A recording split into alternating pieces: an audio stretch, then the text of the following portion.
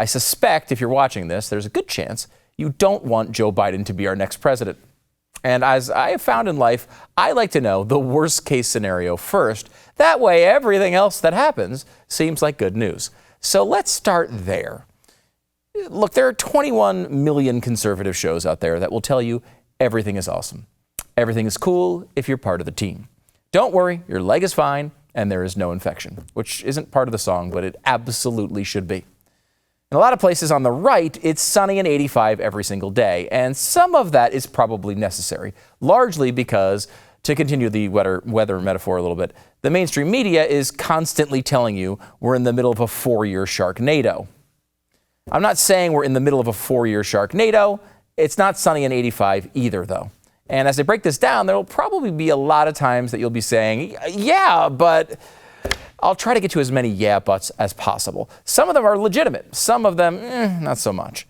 And I'll start with the boo-boo and then get, the whole infection thing out of the way. And then we'll get to the glory of the antibiotics. So with all that being said, how do things look right now for the Trump campaign? On the surface, not so good. Yeah, but I'll get to the yeah buts in a minute, remember? And I'll get to the good news in a minute as well. Right now, Joe Biden leads in the average of polls by about 9.5 points, according to Real Clear Politics, and 8.9 points, according to 538. Yeah, but this is the same thing that happened with Hillary Clinton, right? Well, I see your point, but it's really not all that similar. If you look back to the 2016 polling chart from Real Clear Politics, and of course, all we do here is show you graphs, the election was far less stable than the one we're dealing with right now. There were about 7 times during the campaign where either Trump tied, came close to tying, or outright took the lead. 4 of those 7 times had already happened at this point in the election. Now here's the average for 2020. The lead for Biden has been remarkably consistent. We've not had those moments where polling gets really close or Trump takes the lead, at least not yet. Yeah, but the polls were wrong in 2016. That's common knowledge, but it's not really correct knowledge. Remember, the national polls don't predict the Electoral College. They predict the popular vote. In the last week of the election, the average of national polls predicted Clinton by between 1 and 3 points. The final result was Clinton by 2.1.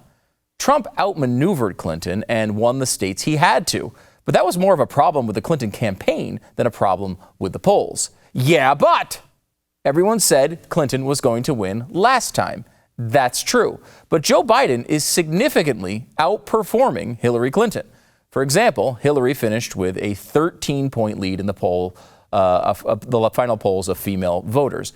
In case you didn't know, female is one of the 321 genders that have been discovered by scientists from Chaz. It's true. Biden is currently up by 24 points, almost double the margin Hillary led by. And Hillary was a woman, something I'm aware of because she said it every 12 seconds. Biden is outperforming Hillary in basically every demographic and in every swing state by a pretty good margin. That's because Hillary was horrible in every way imaginable. Also, with the exception of a few days right after Trump came down the escalator in 2015, Hillary never could get to 50% of the vote. Biden has been north of 50% for the majority of the election cycle. Yeah, but these things change all the time. That's true, but we're not that far away, are we? I mean, it's basically July, which only gives you about 4 months to the election. And in the history of polling, no presidential race that looked like this at this point has changed. As Harry Enton noted, there were 40 major presidential polls in May. Joe Biden led all of them, 40 for 40. The only other time that's ever happened was Jimmy Carter in 1976, an election he won. The only other times that a president has had an approval rating, where Trump's is currently at, was Jimmy Carter, but in 1980, and George H.W. Bush in 1994, both lost. Yeah, but what about the hidden Trump vote? The concept here being that people don't want to admit to others that they support Trump because they don't want to be called racist McRacist face. It's true. And there was some evidence of that in 2016. Throughout the election, Trump performed better among automated polls than live interview polls. No one cares if an automated phone system thinks they're racist, except me. I find them very judgmental, and I don't like them.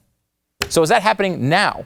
Not so far. There are some minor differences here and there, but nothing that can even come close to the sorts of margins we're talking about. So, are we going to amputate your leg? Is that dark cloud over the horizon really a Sharknado?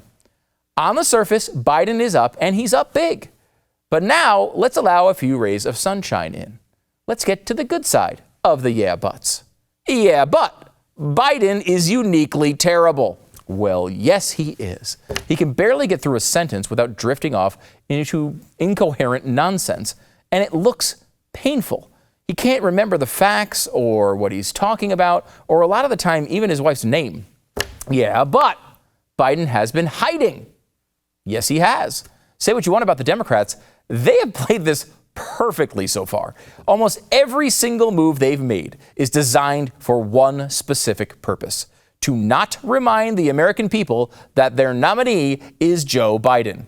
We know Joe Biden is horrible. They know Joe Biden is horrible, but they can't keep it hidden forever. There are conventions, there are debates, there are interviews, there are gaffes and allegations and investigations that we don't even know about yet.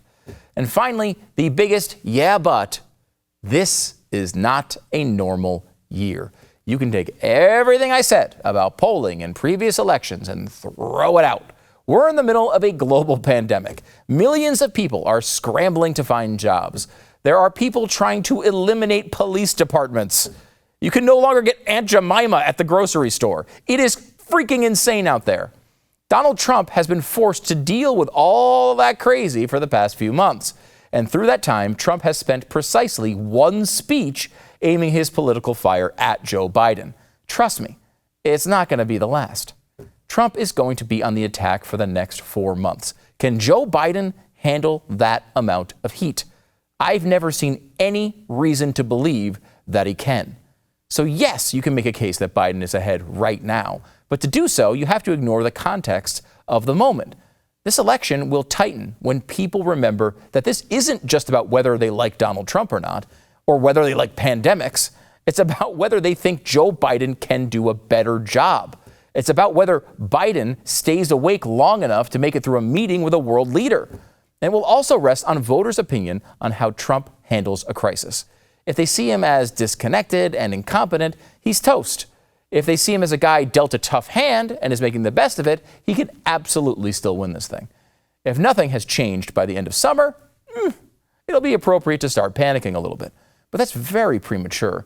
And if 2016 taught us anything, you underestimate Donald Trump at your own peril. So here's the battle plan for Donald Trump. Number one, Trump is great at exuding confidence, but what he needs to do now is exude competence. You need to be the guy who's got a handle on this whole thing. You don't need to give up being entertaining or controversial at your rallies. You can still have fun, but make people understand you're on top of these things too. Show off your experts. Highlight them publicly backing your decisions. Focus on the progress made for a COVID vaccine. Continue the strategy of allowing governors to do their thing while promising to help if needed. And don't let Democrats bait you into a fight to pull the rug out from under those who lost their jobs because of a pandemic that they, the Democrats, were also just as dismissive of, even though they're going to accuse Donald Trump of having all the problems. Number two, focus Americans' attention on the extreme left and their plans to uproot everything people love about this country. When they rip up a Ulysses Grant, statue and they tear it to the ground, send a check to build a bigger one. Force Biden into positions where he has to choose between the country and his insane activist wing. Make sure people know that a vote for Joe Biden is a vote for universally recognized dunce Alexandria Ocasio-Cortez and her Chaz cheerleading minions. And number three, Trump naturally dominates the news cycle, but he needs to use that power to focus attention on Joe Biden, not himself. The Democrats are going to try to make this a decision between Trump, a divisive guy, and a generic Democrat. It's Trump's job to make it all about Biden as well. Make people own their decision to pull the lever for a guy that everyone knows is way past his prime. When it comes down to that moment, do you trust Joe Biden leading this country? Do you even trust him making a peanut butter and jelly sandwich? So that's it. Your three-step battle plan for Donald Trump. Exude competence, restore our traditions, and remind voters that their other choice is an incapacitated buffoon who was barely competent 50 years ago and is barely coherent today.